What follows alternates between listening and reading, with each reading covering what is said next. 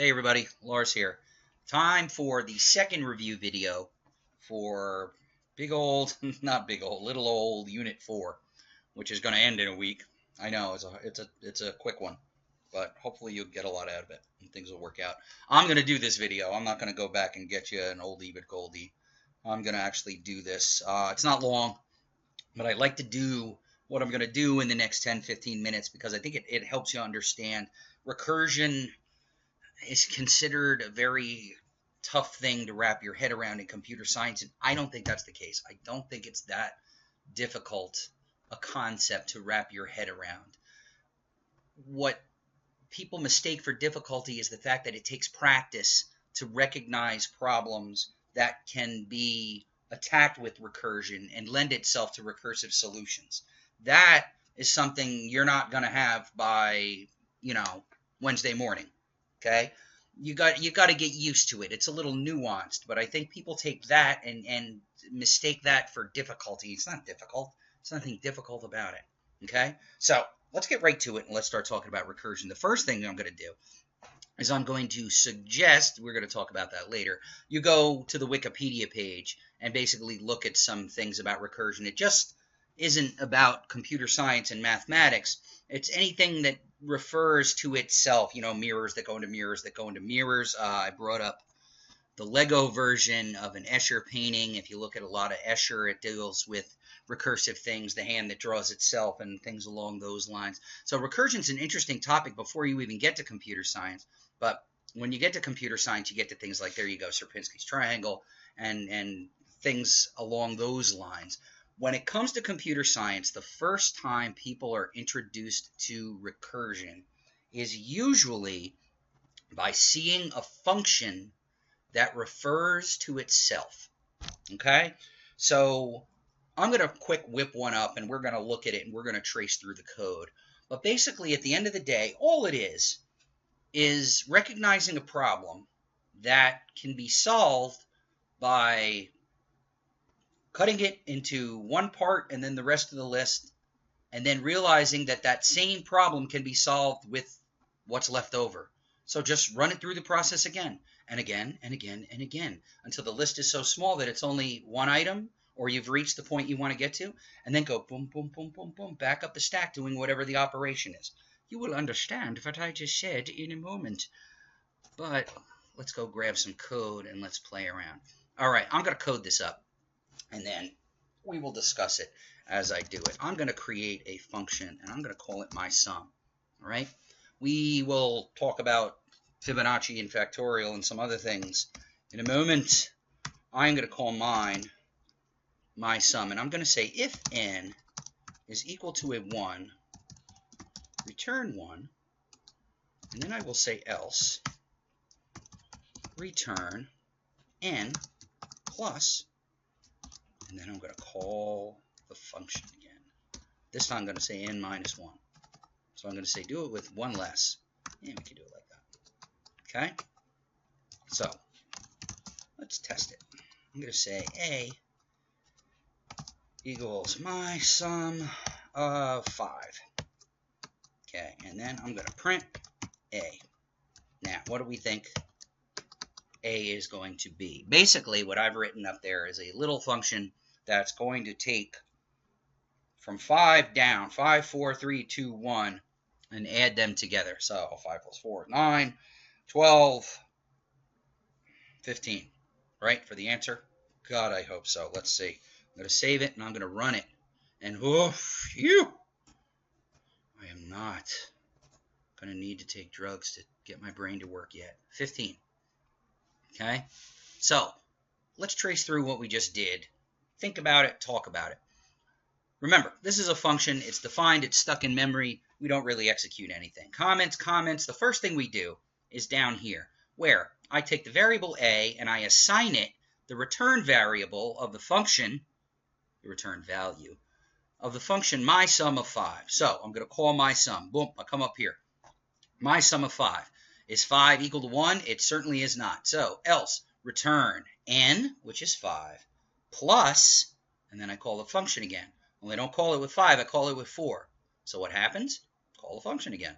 My sum of 4, is it equal to 1? It certainly is not. So I say else return 4 plus my sum of 3. What happens? And I call it again. Now, this is where people get confused with recursion.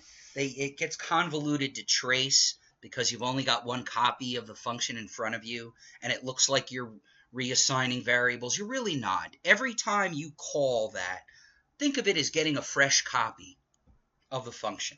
And you're gonna understand that when we go through our second example. I just don't want you to say, yeah, but before n was 5, now it's 4 because you called it again, but what happened to the old one, and blah, blah, blah. Just every time you call my sum, think of it as getting a brand new copy of it. And you're going to think that way when you see the second example, okay? So you go all the way down the line until it's 2. Return 2 plus my sum, n minus 1, which is now 1. So I run it again. Is n equal to 1? It most certainly is. So now I'm not doing this anymore. I'm just returning 1. What happens? Boom. I return it to the call before, which now says add 1 to 2. Okay? And then it returns that to what? The one before. And then that's a 3 now. So the one before does what? It says add 3 to 4. Boom. Goes to the one before. Now what? Adds a 4 to the 5. Boom. Gets back to the original call. Returns 15 to A. And then I print A. All right. That sounds nuts. But that is exactly what is going on. If I change this to 6, you'll see that it will jump up to 21. Okay. Now, the key to this whole thing is right there. It's that plus sign. That's the operation that you're pretty much stacking upon itself all the way down until you get to 1, and then bloop, you come back up because, watch me work. I'm going to take that and just change it to multiplication. All right? All of a sudden, my sum has just become factorial. Watch. 120, see? 5 is 120. Now I can change it back to the plus and make it a sum again. I like to use sum because sum is something you've seen before. Okay? And the story is this. Usually in computer science, first time you learn a programming language, if you're lucky and you're going into some computer science topics, you learn about recursion. Well, two things that are very popular for showing computer science students recursion are factorial, 5 times 4 times 3 times 2 times 1 for obvious reasons, and the Fibonacci sequence, taking 1 and 1 and getting 2, taking 1 and 2 and getting 3, taking 2 and 3 and getting 5, then 8, then 13, blah, blah, blah, up the line. Fibonacci is very popular too. My problem with that has always been that in a lot of cases, 16, 17-year-old students, that's the first time they're seeing factorial or Fibonacci. So it's not like they're seeing an alternative method of doing something. This is the first time they've ever seen it done, so they think process and what they're doing is kind of one big package. It's not unique. So when I talk about recursion, I like to talk about sums. And as you're going to see in 2 seconds, I like to talk about multiplication because you've seen it done the old way before. Now I'm going to show you how to do it recursively, so then you can get more of the process out of it than, oh, that's how I do factorial. I do it with recursion. That's not what I'm going for. I want you to see the process, and you will. You'll be fine. What I'm going to do here, though, is I'm going to rename it my fact because I don't want to give bad information out. And I'm going to leave it factorial and probably put it in your resources. Hey, it'd be nice if it did factorial if I call it factorial, yeah? So now if I call my sum, Python will tell me to go pound salt. I better call it my fact, and my fact works, okay? So I will throw this silly little factorial thing up in Sakai so you have it to tinker with. You want to do something on the side, a little exercise, play around, do Fibonacci. You know the Fibonacci sequence. 1, 1, 2, 3, 5. Just add the 2 before and keep going. 8, 13, 21. Half us science dorks have Fibonacci in their passwords somewhere. I know it's the wireless passwords for a couple places on Rutgers. I'm not going to tell you where. But I know a couple people who use Fibonacci in their labs. So remember that. Remember Fibonacci. Nerds like Fibonacci. Remember that. All right. I'm saving this. And we are going to move on to something new. But we're going to do it differently. If you have read the notes, and maybe you haven't yet because you've only had them a couple days, notes, the slides, you see that I like to do multiplication because, like I've said, you know how to do it the old-fashioned way already. What's multiplication? It's a bunch of additions. So it lends itself to recursion. I take the one number, go get the next one. One number, go get the next one. One number, go get the next one. And then blah, blah, blah, blah, do them all in a row up the line. Okay? So I usually do multiplication recursively to say, hey, here's a new way to do that. But I'm showing you this right here, and we're going to run through it. A equals my mul 3 of 3. I'm going to say, and it gives me 9, and that's the correct answer. But I'm not going to trace it like this. I'm going to trace it with this. Dun, dun, dun. You see the function right up there. Do I have red? I do have red, okay? So when the function is called by the main program, do I have to show you the main program again? I'm gonna. I call it with 3 and 3. Okay, so num. Oh boy, that is bad. Oh, it's not so bad. Num is 3 and times is 3. I'm going to trace it. So if times is equal to 1, is it? No, it's a 3. So return num. What's num? Num is 3 as well. So I'm going to write 3 under there. Beep, beep. And then my mult num, which is what? 3? Yep. Ho, ho, ho. And times minus 1. Times is 3, so minus 1 is 2. So where does this whole thing right here go? Right here. Okay? A fresh copy. And you're going to see as we go back up the stack what happens. What is num? Num is 3. What is times? Times is 2. It was a shaky 2. Is times equal to 1? No, no, no, no, no. So else return num. What is num? Num is 3. My mult num, which is still 3, times minus 1. Times is 2. So times minus 1 is now 1. Okay? Where does this go? Right here. Look at this. A fresh copy. Because I've called it again. It's a brand new copy. This time num is 3. Times is 1. If times is equal to 1, it is. That is correct. Check. I return num. So what do I return num to? The original call, where it was called, right here. Boom. So this whole thing is, oh, actually, I return num, which is 3. So this whole thing is 3. Okay? So now I'm ready to do the return here. 3 plus 3 is what? 6. So where am I going to return that 6? Back up here, the original call. This whole thing has come back as a 6. So what do I return now? Return num, which is 3, plus 6. What is that? 9. So what happens when I run the code? That's the final answer. So when I come back here and I run the code,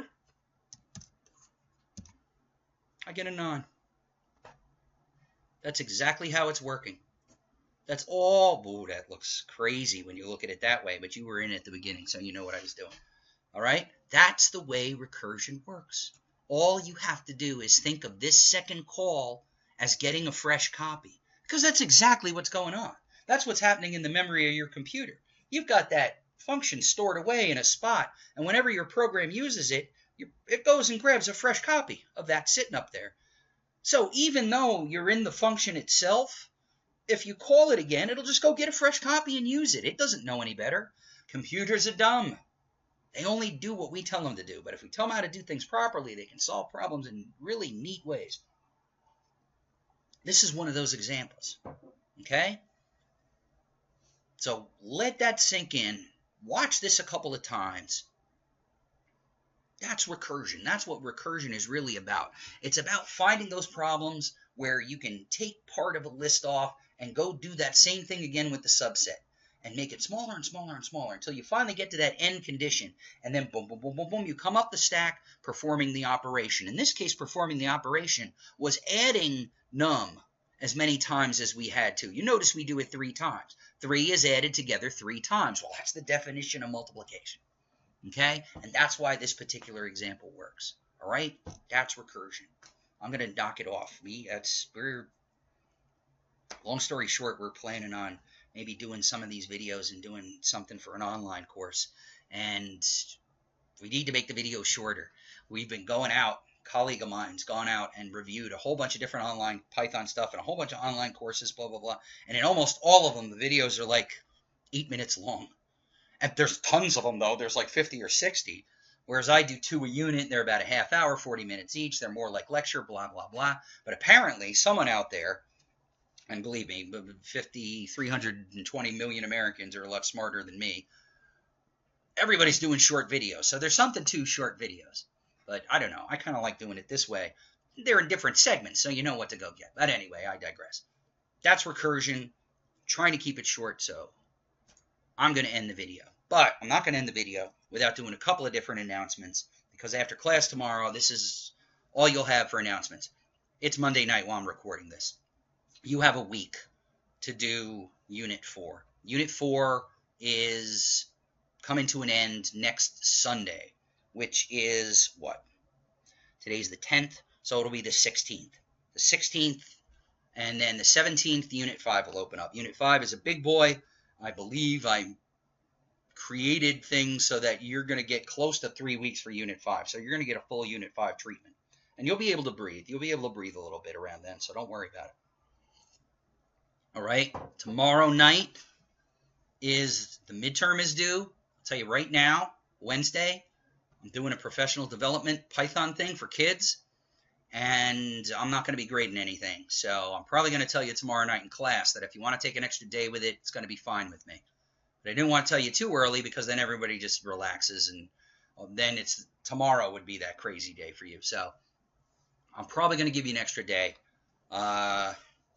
We'll talk about it tomorrow in class. We'll talk about a lot of different things tomorrow in class. Matter of fact, one of the things I'm doing is I'm putting together slides so we could talk about my trip to Google and some of the things I did, because it's a lot of interesting things came up. A lot of interesting things about the particular building they're in and internet in their particular building and some of the design features and some of the things that I noticed and some interesting things about their business model that we're going to talk about.